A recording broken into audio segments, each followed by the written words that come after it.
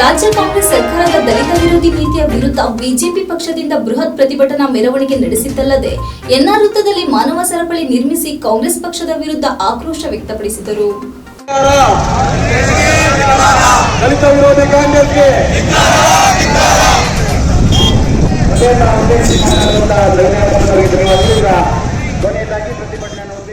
ನಂತರ ಬಿಜೆಪಿ ಜಿಲ್ಲಾಧ್ಯಕ್ಷ ಸಿದ್ದೇಶ್ ನಾಗೇಂದ್ರ ಮತ್ತು ಹುಡಾ ಮಾಜಿ ಅಧ್ಯಕ್ಷ ನವಲಿ ಅಣ್ಣಪ್ಪ ಉದ್ದೇಶಿಸಿ ಮಾತನಾಡಿದ ಅವರು, ರಾಜ್ಯದ ಕಳೆದ 9 ತಿಂಗಳಲ್ಲಿ ಕಾಂಗ್ರೆಸ್ ಆಡಳಿತವು ದಲಿತ ಸಮುದಾಯದ ವಿಚಾರದಲ್ಲಿ ಕೇವಲ ಮಾತಿನಲ್ಲಿ ಮಾತ್ರ ಕಾಳಜಿಯನ್ನ ತೋರಿ ದಲಿತ ಸಮುದಾಯವನ್ನು ವಂಚಿಸುತ್ತಿದ್ದಾರೆ.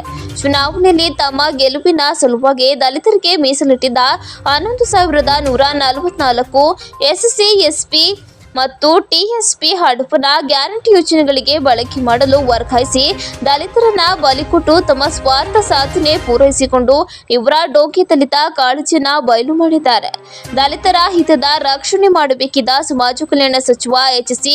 ಮಹದೇವಪ್ಪನವರು ಈ ಅನ್ಯಾಯದ ವಿರುದ್ಧ ಸೋಲಿತ್ತದ ಕಾರಣ ಕಾಂಗ್ರೆಸ್ ಪಾರ್ಟಿಯು ಹಿತಕ್ಕೆ ದಲಿತ ಸಮುದಾಯದ ಹಿತವನ್ನ ರಾಜಿ ಮಾಡಿಕೊಂಡಿದ್ದಾರೆ ಎಂದು ದೂರಿದರು. ಸಿದ್ದರಾಮಯ್ಯನವರು ಅಲ್ಪಸಂಖ್ಯಾತರಿಗೆ 10,000 ಕೋಟಿ ಹಣವನ್ನ ವೆಚ್ಚ ಮಾಡಲು ಮಾತ್ರ ಯಾವ ಗ್ಯಾರಂಟಿಯೂ ಅಡ್ಡ ಬಂದಿಲ್ಲ.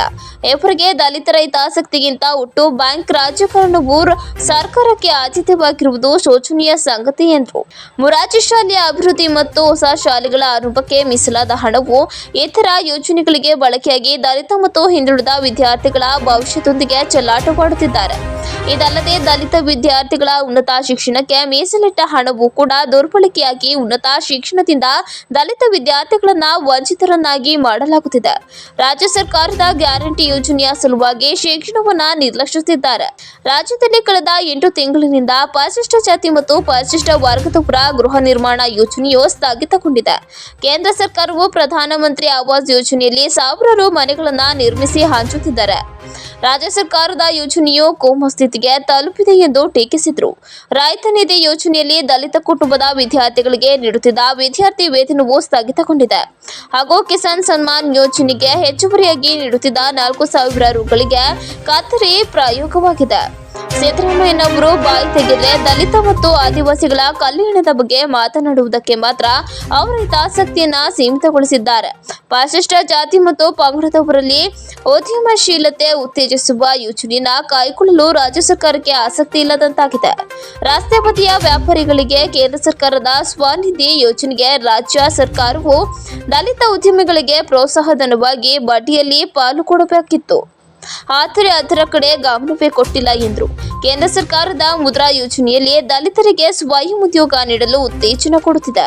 ಆದರೆ ರಾಜ್ಯ ಸರ್ಕಾರ ದಲಿತ ಉದ್ಯಮದಾರರನ್ನ ರೂಪಿಸಲು ಮತ್ತು ಉತ್ತೇಜಿಸಲು ಯಾವುದೇ ಆಸಕ್ತಿ ವಹಿಸಿಲ್ಲ ಮತ್ತು ಯಾವುದೇ ಕಾರ್ಯಕ್ರಮವನ್ನ ಬಜೆಟ್ನಲ್ಲಿ ಘೋಷಿಸಿಯೂ ಇಲ್ಲ. ಗ್ಯಾರಂಟಿಗೆ ಹಣ ನೀಡಬೇಕಾದ ಕಾರಣ 2024-25 ಮುಂಗಡ ಪತ್ರದಲ್ಲಿ ಮತ್ತೆ 11,000 ಕೋಟಿ ಅನುದಾನ ಕಡಿತವಾಗಿದೆ. ಸಂವಿಧಾನ ಜಾಥಾ ಮಾಡುತ್ತಿರುವ ಸರ್ಕಾರ ಸಂವಿಧಾನದ ಆಶಯಕ್ಕೆ ವಿರುದ್ಧವಾಗಿ ದಲಿತರಿಗೆ ಸೇರಬೇಕಾದ ಅನುದಾನವನ್ನು ನಿರಾಕರಿಸಿ ಅನ್ಯಾಯ ಮಾಡುತ್ತಿದ್ದಾರೆ ಎಂದು ಆಕ್ರೋಶ ವ್ಯಕ್ತಪಡಿಸಿದರು. ಇವರ ಸಂವಿಧಾನದ ಬದ್ಧತೆಯು ಕೇವಲ ಪ್ರಚಾರದಲ್ಲಿ ಉಳಿದು ಆಚರಣೆಯಲ್ಲಿ ಶೂನ್ಯವಾಗಿದೆ. ಕಾಂಗ್ರೆಸ್ ನೇತೃತ್ವದ ಸಿದ್ದರಾಮಯ್ಯ ಸರ್ಕಾರದ ದಲಿತ ವಿರೋಧಿ ನೀತಿಯನ್ನ ತೀವ್ರವಾಗಿ ಖಂಡಿಸುತ್ತದೆ ಎಂದು ಹೇಳಿದರು. ಪ್ರತಿಭಟನೆಯಲ್ಲಿ ಬಿಜೆಪಿ ಮುಖಂಡರಾದ ಪರ್ವತಯ್ಯ, ವೇಣುಗೋಪಾಲ್, ಜಿಲ್ಲಾ ಪಂಚಾಯತ್ ಮಾಜಿ ಸದಸ್ಯ ಅಮಿತ್ ಶೆಟ್ಟಿ, ರತ್ನಪ್ರಕಾಶ್, ಶ್ರೀಕಾಂತ್, ಎಸ್ಟಿ ಚಂದ್ರು, ರಾಮೇಗೌಡ, ಚಾಣಕೇಶವ ಇತರರು ಉಪಸ್ಥಿತರಿದ್ದರು. ಸಂವಿಧಾನ ಪಾಠ ಮಾಡ್ತಾರೆ ಎಲ್ಲರೂ. ಡಾಕ್ಟರ್ ಬಾಬಾ ಸಾಹೇಬ್ ಅಂಬೇಡ್ಕರ್ ಕೊಟ್ಟ ಸಂವಿಧಾನದಲ್ಲಿ ಪರಿಶಿಷ್ಟ ಜಾತಿ ಪರಿಶಿಷ್ಟ ಪಂಗಡಗಳಿಗೆ ಕೊಟ್ಟಿರುವಂತಹ ಸವಲತ್ತುಗಳನ್ನ ಪರೋಕ್ಷವಾಗಿ ವಾಪಸ್ ತಗೊಂಡು ಏನು ಗ್ಯಾರಂಟಿಗಳು ಕೊಟ್ಟಿದ್ದಾರೆ, ಗ್ಯಾರಂಟಿಗಳನ್ನ ಸೇರಿಸಿ ಗ್ಯಾರಂಟಿಗಳಿಗೆ ಕೊಡ್ತಾ ಇದೀವಿ ಹಣವನ್ನ ಅಂತ ಹೇಳ್ತಕ್ಕಂಥದ್ದು. ದಲಿತ ಮತ್ತು ಪರಿಶಿಷ್ಟ ಜಾತಿ ಪರಿಶಿಷ್ಟ ಪಂಗಡದ ಜನರಿಗೆ ಕಾನೂನಾತ್ಮಕವಾಗಿ ಕೊಡಬೇಕಾದಂತ ಮೂಲಭೂತ ಸೌಕರ್ಯಗಳಿಗೆ ನೀಡಬೇಕಾದಂತ ಹಣವನ್ನ ಇವತ್ತು ವಾಪಸ್ ತಗೊಂಡು ಗ್ಯಾರಂಟಿ ಬಾಕಿಗಳಿಗೆ ಕೊಡ್ತಾ ಇರ್ತಕ್ಕಂಥದ್ದನ್ನ ಕೇಳಿದ್ರೆ, ಗ್ಯಾರಂಟಿ ಬಾಕಿ ದಲಿತರಿಗೆ ಸಿಗ್ತಾ ಇಲ್ವೋ? ಉಡಾಫೆ ಉತ್ತರ ಹೇಳ್ತಕ್ಕಂಥ ಈ ಕಾಂಗ್ರೆಸ್ ಸರ್ಕಾರ ದಲಿತರಿಗೆ ಅನ್ಯಾಯ ಮಾಡ್ತಾ ಇದೆ, ದಲಿತರನ್ನ ಶೋಷಣೆ ಮಾಡ್ತಾ ಇದೆ. ಪರೋಕ್ಷವಾಗಿ ಅವರ ಹಣವನ್ನ ಕಿತ್ತು ಅವರಿಗೆ ಸಿಗಬೇಕಾದಂತ ಕಾನೂನುಬದ್ಧವಾಗಿ ಸಿಗಬೇಕಾದಂತ ಹಣವನ್ನ ಕಿತ್ತು ಭಾಗ್ಯದ ಹೆಸರಿನಲ್ಲಿ ಹಂಚತಕ್ಕಂಥ ಕೆಲಸವನ್ನ ಮಾಡ್ತಾ ಇದೆ. ಸಿದ್ದರಾಮಯ್ಯನವರೇ, ನೀವು ಭಾಗ್ಯ ಕೊಡಿ.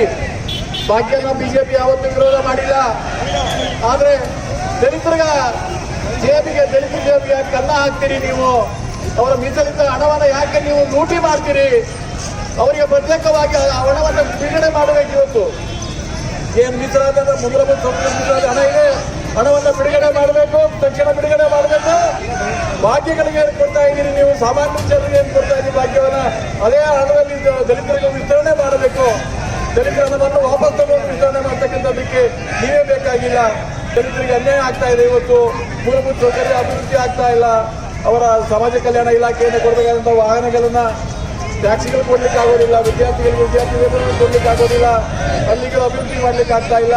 ಇದೆಲ್ಲವನ್ನ ನೀವು ಕಿತ್ಕೊಂಡು ದಲಿತರಿಗೆ ನೀವು ಕಣ್ಣಿಗೆ ಮನೆ ಇಡ್ತಾ ಇದ್ದೀರಿ.